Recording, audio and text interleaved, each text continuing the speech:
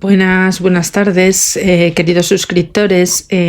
Hoy es viernes 29 de mayo, son las 2:10 y bueno, como os dije ayer, hoy empezaríamos a hablar de lo que es la evolución de la Iglesia Católica cristiana como tal, para ver desde su origen las evoluciones durante todos estos años hasta la fecha actual, básicamente las bases fundamentales de la Iglesia. ¿Por qué? Porque en la Edad Media la Iglesia, como hemos visto, va a jugar un papel súper importante, muchísimo más que en etapas posteriores. Realmente la Iglesia en la Edad Media tuvo muchísimo poder. Entonces vamos a empezar a diferenciarlas. Primero la católica, en otro capítulo hablaré de la ortodoxa bizantina, que es la más numerosa en cuanto a feligreses, etcétera, etcétera, y que se conservan, por supuesto, actualmente hasta hoy día. Es decir, que desde sus orígenes abarcan hasta hoy. ¿Y por qué es importante hablar de la Iglesia? Porque lógicamente muchos de los hechos acontecidos durante ese largo periodo desde el inicio de la Edad Media, bueno, desde la caída del Imperio Romano prácticamente hasta la era moderna, la Iglesia siempre ha estado implícita en los procesos de cambios políticos, estatutos sociales, estatutos cívico-militares, etc. Entonces es súper importante hablar de esta entidad como tal, lo que representa, cómo ha ido evolucionando a lo largo de nuestros años. Y bueno, pues vamos a empezar, como dije, por la Iglesia Católica Cristiana. La Iglesia Católica Cristiana viene del latín Ecclesia Católica y que también se llama Iglesia Católica Romana.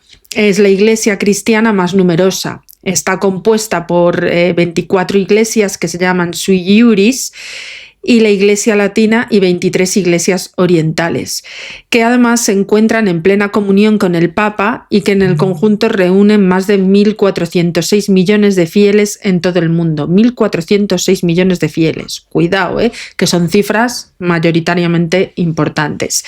La Iglesia Católica sostiene que en ella subsiste la única iglesia, es decir, la Iglesia Católica se considera a sí misma como la verdadera y única iglesia, fundada por Cristo y encomendada al apóstol Pedro, a quien le confió su difusión y gobierno junto con los demás apóstoles. Esto evidentemente está recogido en la Biblia. Sí que es cierto que más adelante, en este listado del que estamos hablando, correspondiente al rincón de la historia, voy a incluir también en relación, cuando hablemos de la teología, la filosofía, etcétera, etcétera, por supuesto bastantes alusiones a la Biblia, porque la Biblia, digamos que es uno de los libros más famosos, por decirlo así, de los primeros libros, los más famosos en toda la historia de la humanidad, en los que se recoge por escrito ya de la existencia, evidentemente, del Antiguo Testamento y el Nuevo Testamento, de la entidad de Dios, el Dios cristiano, así como su Hijo Jesucristo, ¿vale?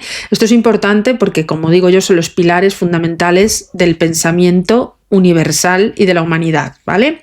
Sobre el cual van a surgir luego las filosofías, etcétera. A ver, sin contar la filosofía politeísta clásica y romana, ¿vale? Que nada tiene que ver, pero que va a dar origen a esta cultura que perdura hasta hoy y a muchos de nuestros convencimientos como seres humanos, ¿vale? Tradiciones, etc. Bueno, pues sigo. Por ello se considera a sí misma como un sacramento, o sea, un signo e instrumento de la unión íntima con Dios y la unidad de todo género humano, ¿vale? La cabeza de la Iglesia Católica es el Papa, como sabemos, que es el obispo de Roma, considerado sucesor de Pedro el apóstol.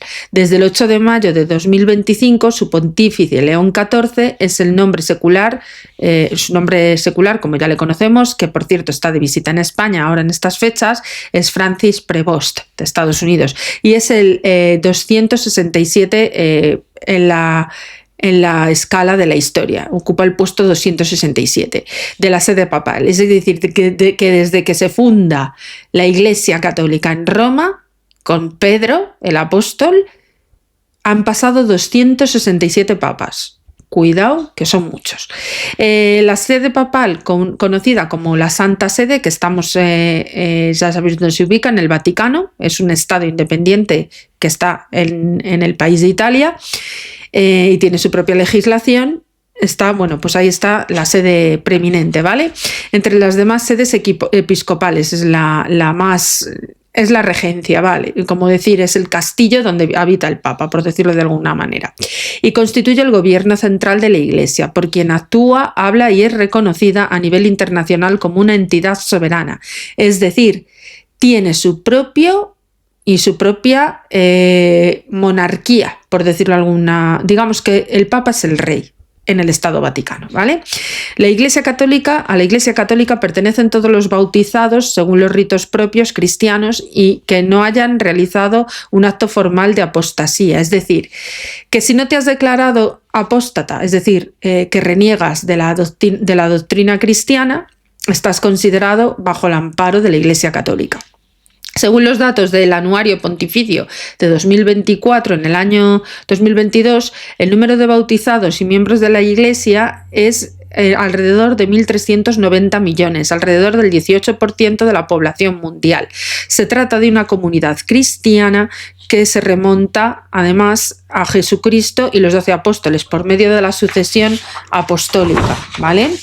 Esto es muy importante y ya lo iremos viendo, como hemos dicho, en las diferentes liturgias y evangelios de la Biblia, ¿vale? Nunca ha sido ininterrumpida, ¿vale? También es compartida con la Iglesia Ortodoxa, doctrina católica que se encuentra recogida en el Catecismo de la Iglesia Católica.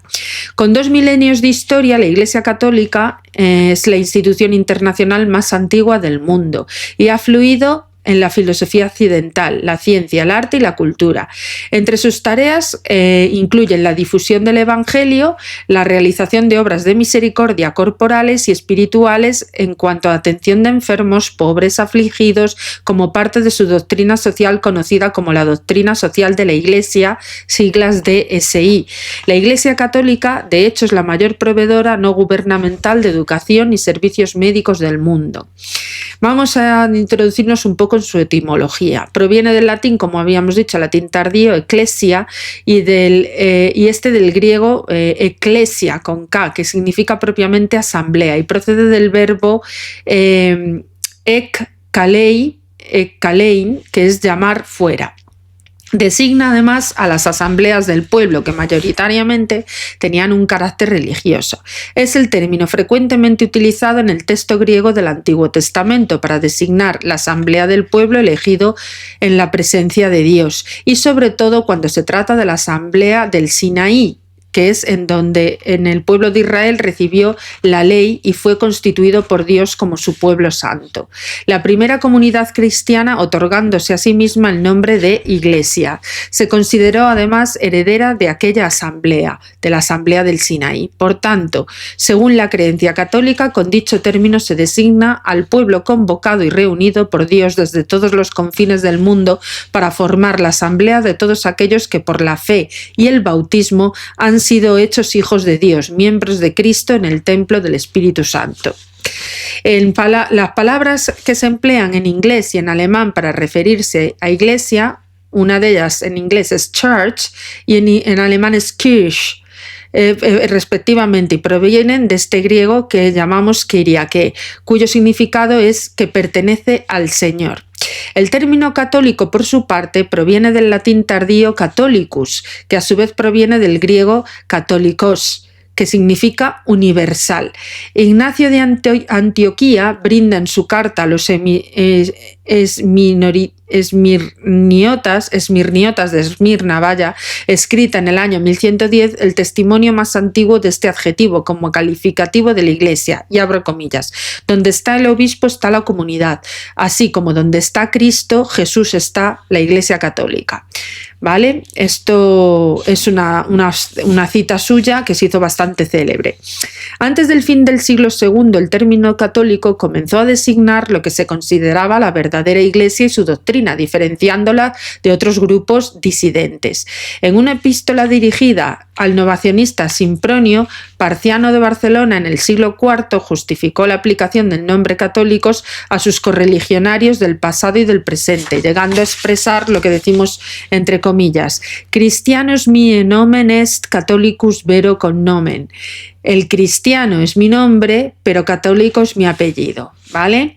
En la misma carta destacó la unidad de la Iglesia Católica en contraste con la diversidad de grupos minoritarios que reinaban en ese momento, varios de los cuales tomaron los nombres de sus fundadores y cuyas doctrinas diferían de la línea del pensamiento eclesial. Por un lado estaban los ebionistas, los marcionitas y los valentinianos, también los apolinaristas, los montanistas y los novacianistas. El vocablo catolicismo se usa por lo general para hacer alusión a la experiencia religiosa compartida por las personas que viven en comunión con la Iglesia Católica. Así, pues se refiere habitualmente tanto a las creencias de la Iglesia Católica como a la comunidad de fieles. En los países en los que el catolicismo es mayoritario, a la Iglesia Católica se la conoce normalmente como la Iglesia, término entre otros países se aplica a otras iglesias cristianas. Según la larga tradición existente, además de distintas imágenes que se han empleado para referirse a la Iglesia Católica, tales como el Sacramento de Cristo, Pueblo de Dios, Cuerpo Místico de Cristo, Esposa de Cristo, Jerusalén de Arriba, Edificación de Dios, Barca de Pedro o Nave de Salvación, son las numerosas etimologías que han recibido. En cuanto a las características de esta Iglesia Católica, la Iglesia Católica se ve a sí misma y se proclama como la encargada por Jesucristo para ayudar y recorrer el camino espiritual hacia Dios, viviendo el amor recíproco y por medio de la administración de los sacramentos, a través de los cuales Dios otorga la gracia al creyente. La Iglesia Católica se concibe a sí misma como la única Iglesia fundada por Cristo y por tanto la unidad auténtica frente a las demás iglesias y las denominaciones cristianas que han ido surgiendo históricamente después de ella.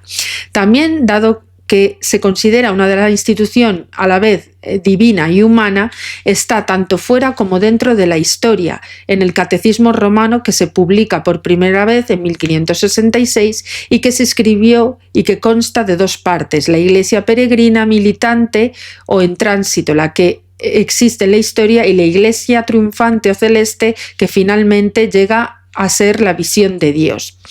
A lo que en ocasiones se añadió la Iglesia purgante, sufriente o expectante, la de aquellos que murieron y aún no llegaron a la visión beatífica, siendo esta última parte de la Iglesia invisible, pero aún no en su estado final.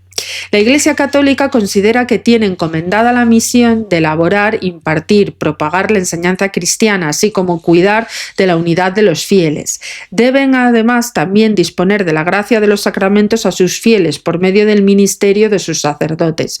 Además, la Iglesia Católica, como sabemos y todos ya conocemos seguramente, o deberíamos de conocer, los que seamos cristianos, manifiesta como una estructura jerárquica colegial, cuya cabeza es Cristo, el Hijo de Dios, que sirve del colegio de los apóstoles y que en la historia posterior ejerce la autoridad mediante sus sucesores, el Papa y los obispos. La autoridad para enseñar el magisterio de la Iglesia basa sus enseñanzas en lo que llaman la revelación, que está expresada tanto en las Sagradas Escrituras como en la sagrada tradición.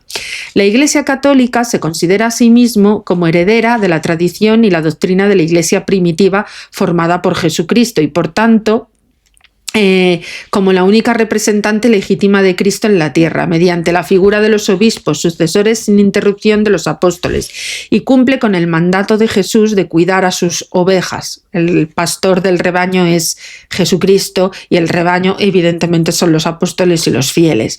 Los atributos de la Iglesia Católica. Vamos a ver de qué cuenta. De acuerdo con el Catecismo de la Iglesia Católica, esta es una santa, católica y apostólica. Entre los 4 atributos inseparablemente unidos entre sí ya aparecen como tales el símbolo niceno-constantinopolitano del 381 e indican rasgos esenciales de la Iglesia y su misión, y suelen denominarse notas de la Iglesia. Los católicos profesan su fe en los 4 atributos o notas de la Iglesia, recitando el Credo de los Apóstoles o el Credo niceno constantinopolitano. Las notas de la Iglesia son dogma de fe y está según la enseñanza oficial. Y tenemos, por una parte, la unidad, en la que se define la Iglesia es una debido a su origen, Dios mismo. Dios es uno según la doctrina católica y la Iglesia es una debido a su fundador, Cristo. El apóstol San Pablo en su primera carta a los Corintios hace referencia a la Iglesia como el cuerpo de Cristo, y abro comillas. Las partes del cuerpo son muchas, pero el cuerpo es uno. Por muchas que sean las partes, todas forman un solo cuerpo. Blanco y en botella, ya lo está diciendo. En otra carta también Pablo enseña sobre este atributo. Mantengan entre ustedes lazos de paz, permanezcan unidos en el mismo espíritu, un solo cuerpo y un mismo espíritu, pues ustedes han sido llamados a una misma vocación y una misma esperanza, un solo Señor, una sola fe, un solo bautismo, un solo Dios y Padre de todos, que está por encima de todos y actúa por todos y está en todos. Cristo mismo enseña y ruega por esta unidad de su Iglesia. Abro comillas, que todos sean uno, como tú, Padre, estás en mí y yo en ti, que todos ellos sean uno en nosotros, para que el mundo crea que tú me has enviado. Hablamos de la unidad, es esta que os he aclarado, y ahora hablamos de la santidad, otro de los atributos. La santidad, en este sentido, la Iglesia Católica, a pesar de los pecados y faltas de cada uno de sus miembros que aún peregrinan en la tierra, en sí misma santa, pues tanto es su fundador y santos con sus fines y objetivos. Asimismo, es santa mediante sus fieles, ya que ellos realizan una acción santificadora, especialmente aquellos que han alcanzado un alto grado de virtud y han sido canonizados por la misma Iglesia, es decir, que han sido beatificados y canonizados, convertidos en santos después de muerto. La Iglesia Católica contiene la plenitud de los medios de santificación y salvación, y es santa porque sus miembros están llamados a ser santos, es decir, la vocación de la Iglesia es hacer santos, y estos santos evidentemente se harán debidos a su virtud y su cumplimiento con la doctrina pura y dura de la Iglesia Católica. Después, otro atributo es la catolicidad, bien dicha, con el significado universal de la Iglesia es católica en cuanto busca anunciar la buena nueva y recibir en su seno a todos los seres humanos, todo el tiempo y en todo lugar, que aceptan su doctrina y reciban el bautismo, donde quiera que se encuentre uno de sus miembros. Allí está la presente Iglesia Católica, y también es católica porque Cristo está presente en ella, lo cual implica que recibe de él la plenitud de los medios de salvación. Cuando el fiel recibe el bautismo, está en gracia de Dios, es decir, que todo aquel que no esté bautizado no dispone de la gracia de Dios ni está llamado al seno de Dios. La apostolicidad es el último pilar de los 4 que hablamos, es la Iglesia Católica que fue fundada por Cristo sobre el fundamento de Pedro y los demás apóstoles. Todo el colegio apostólico goza de una autoridad para poder siempre que esté en comunión con Pedro y sus sucesores. Pedro y los demás apóstoles tienen en el Papa y los obispos a sus sucesores, que ejercen la misma autoridad y el mismo poder que en su día ejercieron los primeros, que fueron elegidos e instituidos por Cristo. También es apostólica porque guarda y transmite las enseñanzas oídas a los apóstoles. Estos atributos se encuentran en todas las iglesias particulares que engloba la Iglesia Católica, que son las iglesias particulares de la Iglesia latina con los ritos latinos y las iglesias católicas orientales con ritos orientales. Todas ellas tienen en común los mencionados atributos o características esenciales de la autoridad suprema del sumo pontífice como vicario de Cristo en la tierra. En cuanto a su doctrina, o es decir, el cometido o lo que promulga, la doctrina fundamental para la Iglesia Católica se encuentra en el credo, que recoge las fórmulas de fe elaboradas por los primeros concilios de la historia. El credo encuentra una explicación sistemática en el Catecismo de la Iglesia Católica que se aprobó en 1992 por Juan Pablo II y cuya versión definitiva fue promulgada en 1997. Una característica particular y genuina para distinguir a los católicos de los demás grupos cristianos de su aceptación de todos los concilios ecuménicos de la historia, desde el concilio de Nicea primero hasta el concilio del Vaticano II, que fue el concilio del Vaticano II fue creado por el Papa Juan XXIII. una de las características o la noción es la revelación, es la central en la doctrina católica, porque bajo el término se incluyen las fuentes inseparables entre sí, que está la Sagrada Escritura y la tradición. Una síntesis sobre este tema se encuentra en la Constitución dogmática que le llaman Dei Verbum del Concilio del Vaticano II. Para los católicos también el culmen o la cúspide de la revelación de Jesucristo. También es notable la posición que ocupa el obispo de Roma. Este recibe el título del Papa y se le considera no solo obispo en su diócesis, sino el jefe de la Iglesia Católica entera, es decir, pastor y doctor de todos los cristianos debido a que es considerado el sucesor de San Pedro. Su elección ha ido variando a lo largo de la historia. Desde el siglo XI es elegido por el colegio cardenalicio o en el cónclave, ya sabéis, el famoso cónclave donde hay la fumata, ¿vale? El Papa, hasta el 28 de febrero de 2013, fue Benedicto XVI de la historia. Anunció la renuncia al pontificado el día 11 del mismo mes y el 13 de marzo de 2013 fue elegido como sumo pontífice y obispo de Roma hasta entonces el arzobispo de la ciudad de Buenos Aires, el cardenal primado Jorge Mario Bergoglio, pues ya sabéis, el papa anterior. Quien eligió el nombre de Francisco, en honor a Francisco de Asís, el Papa Francisco, ¿vale? Pero su nombre es Jorge Bergoglio, o era Jorge Bergoglio. El Papa, además, goza en la Iglesia Católica de un estatus de jerarquía suprema, poseyendo el primado sobre todos los demás obispos y la plenitud y la potestad de régimen, como se denomina en la Iglesia Católica, al poder legislativo, ejecutivo y judicial. Es decir, que de él emanan los tres poderes, ¿vale? El cual puede ejercer de forma universal, inmediata, suprema sobre todos y cada uno de los pastores de los fieles católicos. La autoridad del obispo de Roma, su jerarquía dentro del magisterio de la Iglesia Católica, ha sido expuesta a diversos momentos de la historia, de modo especial en el Concilio del Vaticano I. Otras partes de la doctrina católica sobresalientes y distintivas en relación con el resto de los cristianos son la creencia del dogma de la Inmaculada Concepción y en la Asunción de María. Hago aquí un pequeño paréntesis. He hablado que con Juan XXIII es el segundo concilio Vaticano, pues tengo una duda, no sé si es el primer concilio ecuménico que hace Juan XXIII en el que reúne a todos los cristianos de todo el mundo, a todos los obispos, etcétera, etcétera.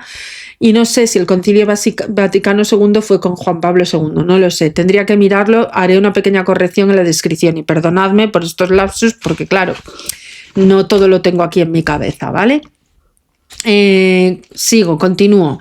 Hablábamos en la Asunción de la Virgen María, Madre de Jesús. La Asunción es la ascensión de la Virgen al cielo, ¿vale? Que es el día 15 de agosto. Así fue como la fe en la autoridad espiritual efectiva de la Iglesia Católica para perdonar los pecados y remitir las penas temporales debidas a ellos mediante el sacramento de la penitencia y las indulgencias.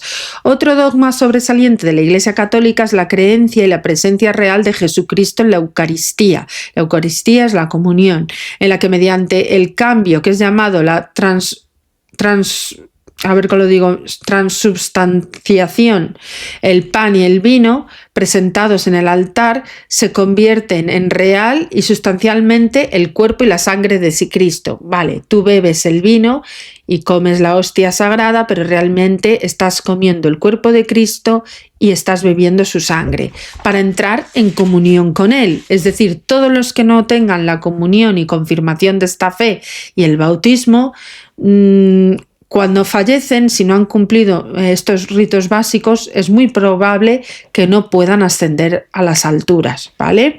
Esto es lo que dice la doctrina. Según la doctrina católica, aquí lo explico, la salvación del alma se da por la fe en Jesucristo y por obra y por caridad, y debe ser viva y operativa mediante buenas obras necesarias como fruto de la expresión de fe, y esto constituye un punto diferencial clave con otros grupos cristianos como los protestantes y evangélicos, muy importantes hoy en día estas subdivisiones de la Iglesia Católica, ¿vale? Los cuales predican solamente la fe en Jesucristo y que es necesaria solo la fe para la salvación, siendo las obras una consecuencia de esta. En cuanto a los mandamientos populares de la Iglesia, los mandamientos de la Iglesia son 5 preceptos promulgados por la autoridad eclesiástica que se refieren a la vida litúrgica de los fieles, que promueven su acercamiento a los sacramentos y que tienen como objetivo garantizar un mínimo en el espíritu de oración y un esfuerzo moral, en el crecimiento del amor a Dios y del prójimo. Los 5 mandamientos son: oír misa entera los domingos y fiestas de guardar, confesar los pecados mortales al menos una vez cada año y en peligro de muerte si se ha de comulgar, comulgar al menos por Pascua y Resurrección, ayunar y abstenerse de comer carne cuando lo manda la Santa Madre Iglesia y ayudar a la Iglesia en sus necesidades. Pues bien, muchos de estos sacramentos, algunos no los cumplimos ni hoy en día, porque a lo mejor somos creyentes pero no practicantes. Y eso, a la hora de realmente, cuando vas a dejar este mundo, si tiene realmente peso, es importante que como fiel lo tengas en regla y lo sigas y lo procures hacer, porque si no te condenas a ti mismo. Yo empezaré a predicar con el ejemplo, porque realmente llevo muchos años sin ir a misa y la verdad que me avergüenza un poco decirlo como creyente. En cuanto a los sacramentos, para la Iglesia Católica los sacramentos son signos eficaces de la gracia de Dios, celebrados bajo ritos visibles que fueron instituidos por Cristo y confiados a la Iglesia, mediante los cuales se dispensa la vida divina a todas las personas que lo reciben con la disposición adecuada. Existen 7 sacramentos, los conocemos: el bautismo, la confirmación, la Eucaristía, la penitencia, la unción de enfermos, el orden sacerdotal y el matrimonio, ¿vale? Los sacramentos se corresponden a todas las etapas y momentos importantes de la vida del creyente, estableciendo un paralelismo entre las etapas de la vida natural y las etapas de la vida espiritual. Así, los sacramentos se pueden clasificar en 3 grupos: los sacramentos de la iniciación cristiana y los sacramentos de la curación, y los sacramentos de servicio, de la comunión y la misión de los fieles. Vamos a ver los secretos de la iniciación cristiana, que son el bautismo, la confirmación y la Eucaristía, la penitencia y la unción de enfermos, ¿vale? Serían estos, ¿vale? El bautismo es el fundamento de toda la vida cristiana, es el pórtico de la vida en el espíritu y la puerta que abre el acceso a los otros sacramentos. Por el bautismo los cristianos son liberados del pecado y regenerados como hijos de Dios y llegan a ser miembros de Cristo y son incorporados a la Iglesia y hechos partícipes de su misión. En cuanto a la confirmación, con el bautismo y la comunión, el sacramento de la confirmación constituye el conjunto de los sacramentos de la iniciación cristiana. La confirmación une a los bautizados más íntimamente a la Iglesia y los enriquece con una fortaleza especial del Espíritu Santo. De esta forma se comprometen mucho más, como auténticos testigos de Cristo, a extender y defender la fe y sus palabras y con obras. Yo no estoy confirmada, pero bueno, si en algún momento decido hacerlo, por supuesto que lo haré. La Eucaristía es el sacramento que culmina la iniciación cristiana y los que han sido elevados a dignidad del sacerdocio real por el bautismo y configurados más profundamente con Cristo por la confirmación, que participan por medio de la Eucaristía con toda la comunidad y el sacrificio del Señor. Para la Iglesia Católica, la Eucaristía no representa un mero símbolo, sino que Jesucristo mismo, con cuerpo, sangre y alma y divinidad, están allí presentes. Esto es muy importante. En cuanto a los sacramentos de curación, estarían la penitencia. Vale. Mediante este sacramento los fieles obtienen la misericordia y el perdón de Dios de los pecados cometidos contra Él y se reconcilian con la Iglesia. Recibe el nombre de sacramento de conversión, ya que realiza sacramentalmente la llamada de Cristo a la conversión y a la vuelta al Padre, del que el hombre se había alejado por el pecado. Sacramento de la penitencia, al consagrar un proceso personal y eclesial de conversión y arrepentimiento, y la reparación por parte del cristiano pecador. Sacramento de la confesión, porque es la manifestación de los pecados ante el sacerdote y es un elemento esencial de sacramento del perdón, porque Dios concede al penitente el perdón y la paz, y el sacramento de reconciliación, porque otorga al pecador el amor a Dios que reconcilia. La unción de enfermos, con la sagrada unción de enfermos, con la oración de los presbíteros, toda iglesia entera encomienda a los enfermos al Señor sufriente y glorificado para que los alivie alivie, los salve, incluso los anima a unirse libremente a la pasión y muerte de Cristo y así contribuir al bien del pueblo de Dios.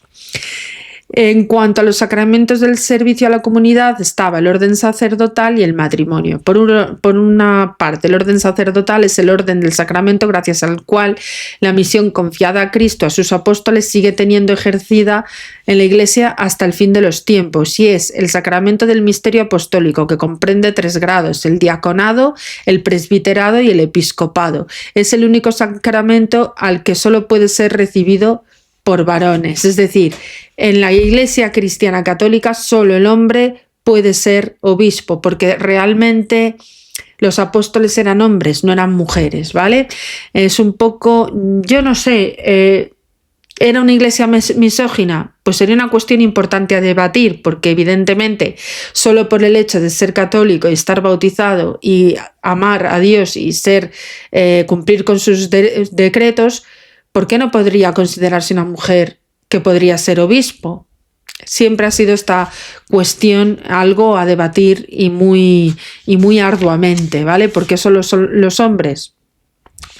Bueno, en cuanto al matrimonio, la alianza matrimonial por la que el varón y la mujer constituyen entre sí un consorcio de toda la vida, es decir, que es hasta que la muerte les separe, ordenado por su misma índole natural, y además al bien de los cónyuges y la generación y educación de la prole, es decir, los hijos, que fue elevada por Cristo nuestro Señor a la dignidad del sacramento entre bautizados. Es decir, la única manera de que surjan fieles y estén bajo la protección de los sacramentos, obviamente es el matrimonio, y bajo la protección del matrimonio en la alianza de Cristo, ¿vale?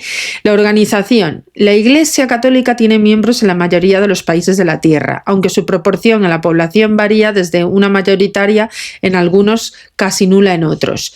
Es una organización jerárquica en la que el clero está ordenado y está dividido entre obispos, presbíteros y diáconos. El clero está organizado de forma jerárquica, pero tienen en cuenta la comunión de los fieles. Cada miembro del clero depende de una autoridad superior, pero la autoridad superior debe ejercer su gobierno teniendo en cuenta la comunidad a través de las consultas, reuniones e intercambio de ideas, es decir, que siempre hacen asambleas.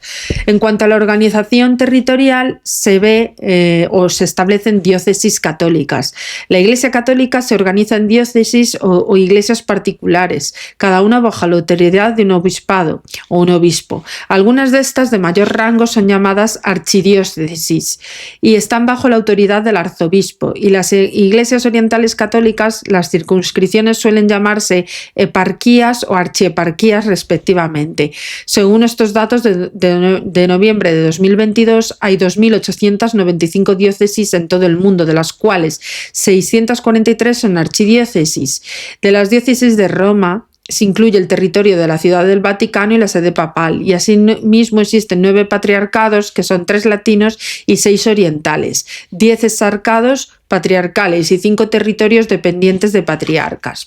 Algunos territorios, sin llegar a considerarse diócesis, funcionan en la práctica como tales, que son las prelaturas y abadías territoriales, regidas por el prelado o abad, respectivamente. Actualmente existen 40 prelaturas territoriales, casi el 80% de ellas están en América Latina, sobre todo en Brasil y Perú, y 11 abadías territoriales, más de la mitad en Italia, así como una prelatura personal, que es la prelatura de la Santa Cruz del Opus Dei, ¿vale?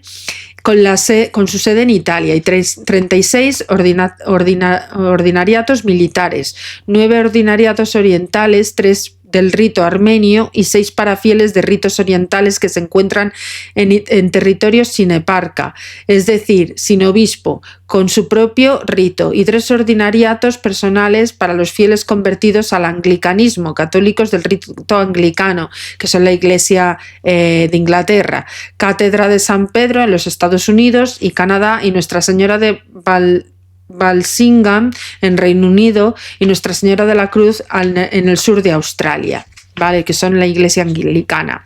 Las diócesis pueden agruparse además en provincias eclesiásticas y estas a su vez en regiones eclesiásticas. Las archidiócesis que preside una provincia eclesiástica es llamada metropolitana.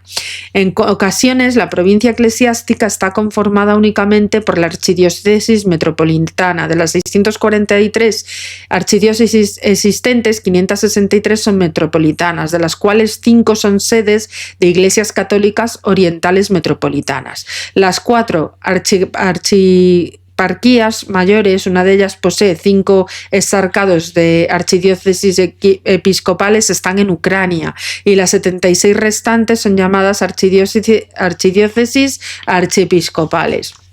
Los territorios en donde la organización de la Iglesia aún no es suficiente para erigir una diócesis o una eparquía son dirigidas por el Vaticano o exarca. Son llamados vicariatos o exarcados apostólicos.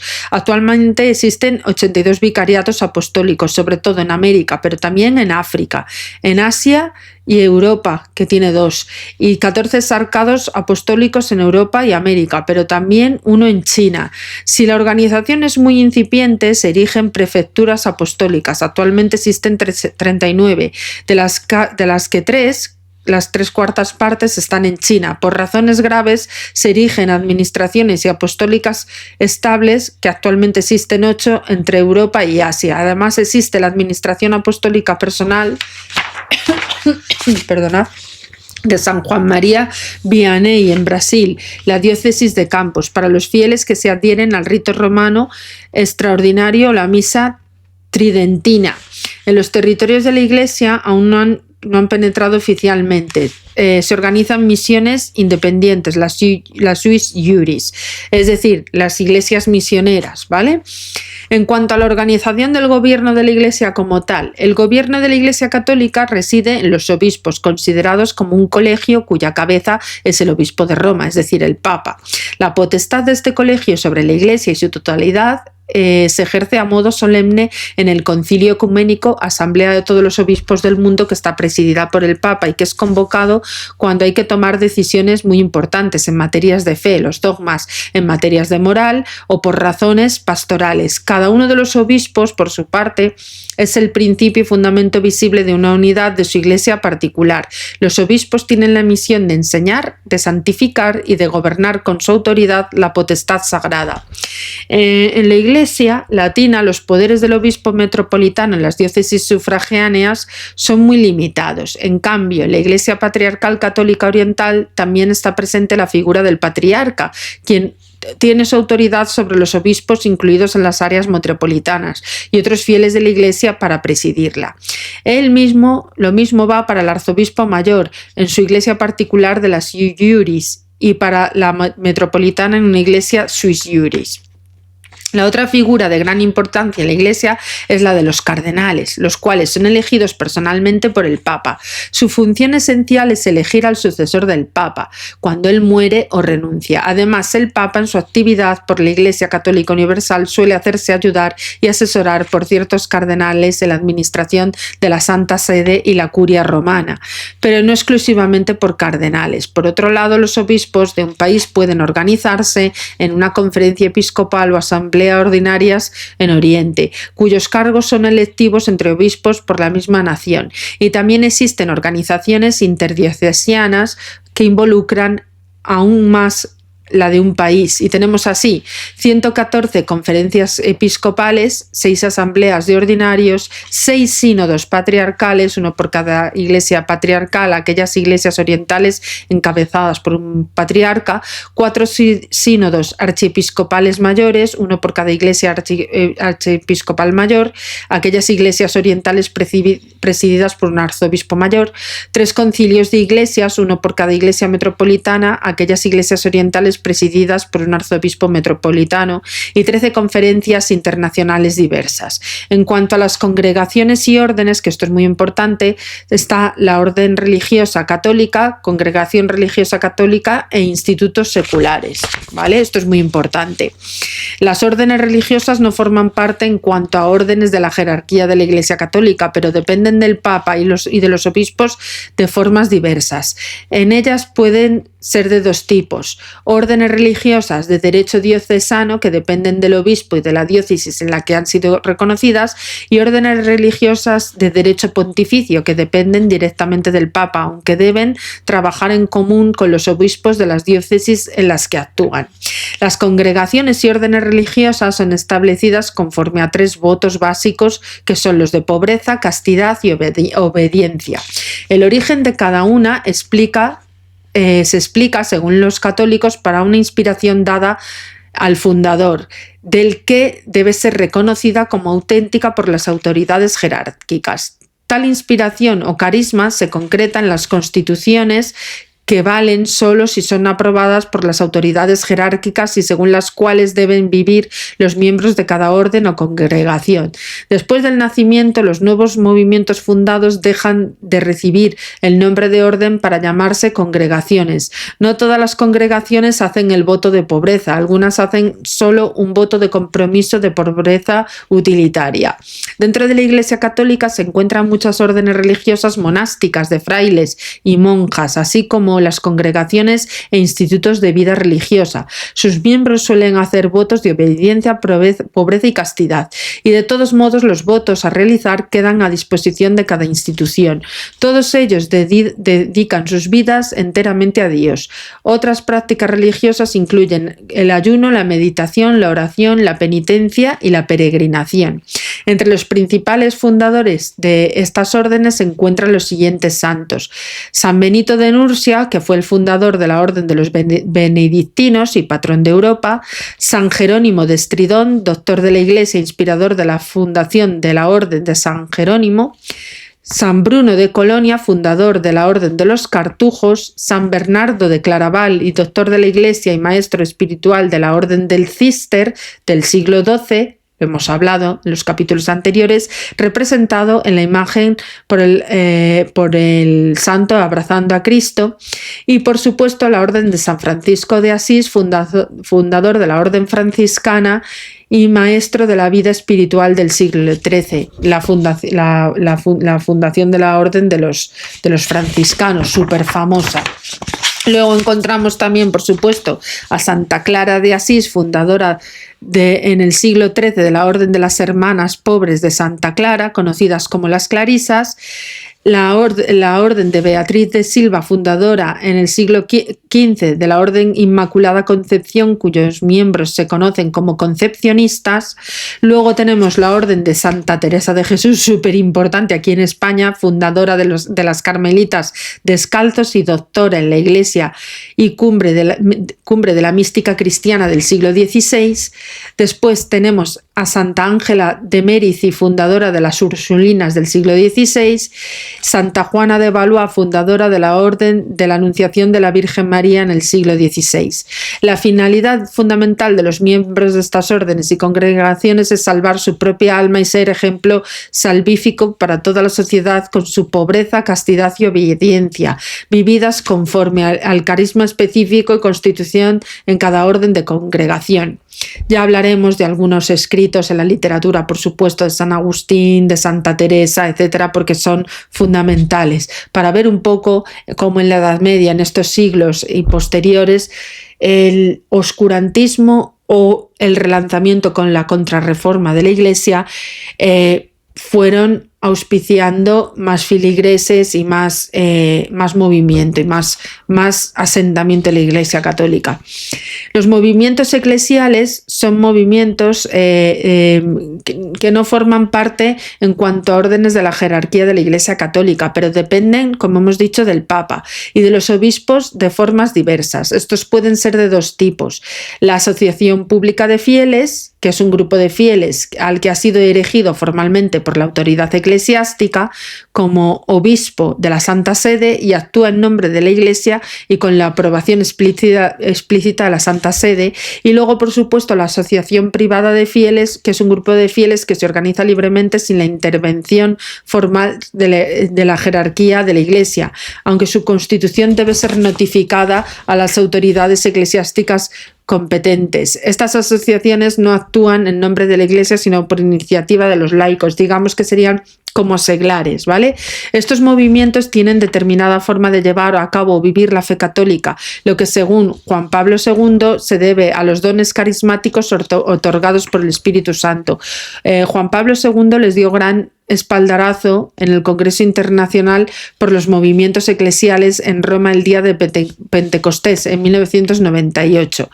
Y leo aquí un texto entrecomillado por el propio Juan Pablo.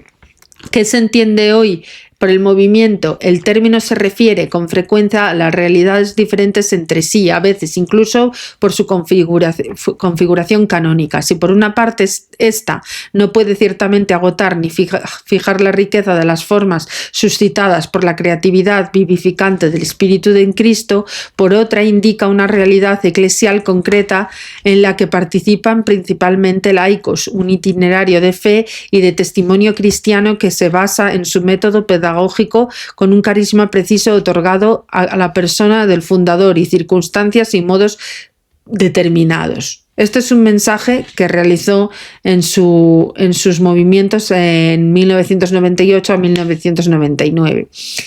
En estos principales movimientos de los que habla Juan Pablo se encuentran órdenes muy famosas. El movimiento apostólico de Schoenstatt, fundado por el sacerdote José de Kettenich en 1914, el Opus Dei, por José María Escrivá de Balaguer en 1928, muy frecuente aquí en España, el movimiento de los focolares, fundado por la laica Chiara de Lubich en 1943, la Comunión y Liberación, fundado por el sacerdote Luigi Giussani en 1954, el movimiento eucarístico juvenil, fundado en 1915 en Francia, que es por el Congreso Eucarístico Internacional de Lourdes como Cruzada Eucarística y renovada pedagógicamente en 1962, y el Camino Neocatecumenal, fundado por los laicos Kiko de Argüello, pintor de la Virgen del movimiento, y Carmen Hernández en 1964. Estos movimientos han tenido una gran afluencia en los últimos años entre la población joven y han participado considerablemente junto con la Iglesia diocesana y congregacional en las Jornadas Mundiales de la Juventud y los jubileos, ¿vale? Sabéis que el jubileo es el año en el que el Papa concede una indulgencia plenaria a todos los que participen en el camino hacia el apóstol Santiago, ¿vale? La Iglesia Católica en el rito oriental. Esto es muy importante. Es la división de las iglesias entre Oriente y Occidente que dio lugar a la existencia de comunidades de ritos orientales que se mantuvieron y entraron en plena comunión con la Iglesia de Roma, conservando su liturgia, pero que en algunos casos se han latinizado en algún grado. Algunas nunca han estado en el cisma con la Iglesia de Roma, como la Iglesia maronita o la italo-albanesa, y otras han surgido de divisiones de iglesias ortodoxas o de las antiguas iglesias nacionales de Oriente.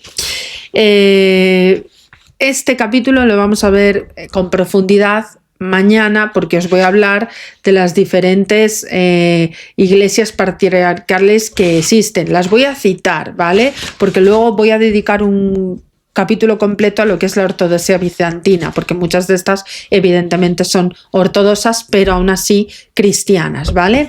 Ortodoxa simplemente es que el rito católico es distinto al nuestro católico romano. Es romano y ortodoxo, pero claro, ambas son cristianas, ambas están totalmente refrendadas por el poder papal, uno por el Papa y otro por el patriarca de cada iglesia, pero son ambas, coinciden en la misma dogmatología, en la misma esencia, es decir, que no difieren, no es como el ser protestante o evangélico, que difieren en la forma de cómo se promulga la fe o cómo se atribuye esta fe, etcétera, etcétera. Es distinto, pero en este caso tienen la misma esencia, la misma raíz. Bueno, de esto ya hablamos mañana. Recordaros que para mí es un placer poder divulgar estos conocimientos, que os agradecería que os sigáis suscribiendo, que mantengáis las suscripciones para que no me desaparezcan los suscriptores, ya que mi objetivo es llegar a los 100.000 suscriptores para que se pueda volcar y divulgar a gran magnitud, amplia magnitud, todos estos contenidos a todo aquel que quiera utilizarlos y que quiera consultarlos. Para mí es una labor simplemente de erradicación de la ignorancia y erradicación de los bulos, etcétera, etcétera. Por eso para mí este método es basado en conocimientos demostrados y totalmente, como diría yo, legalizados de alguna manera. Bueno, pues nada, que nos vemos en los siguientes capítulos. Espero que os haya gustado y nada, como siempre agradeceros las suscripciones, que compartéis, que deis al like para que podamos seguir creciendo en esta comunidad divulgadora. Un saludito y que paséis un feliz viernes. Buenas tardes.